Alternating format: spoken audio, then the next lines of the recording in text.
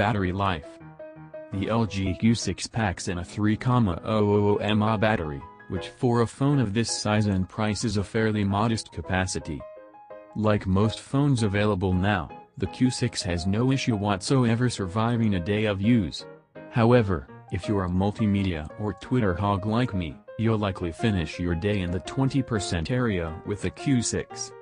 To give you a better idea on how the battery drains, watching a 90-minute high-definition video wiped out 16%. This leaves a healthy amount of life left in the Q6 to stick by your side for the rest of the day.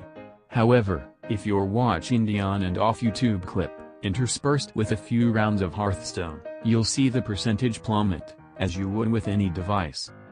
From a zeroed-out state, a half-hour plugged into the charger revives LG's mid-range smartphone to about 25%.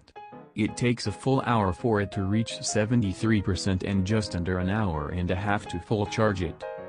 Astoundingly, this phone can lie dormant for days without losing much battery.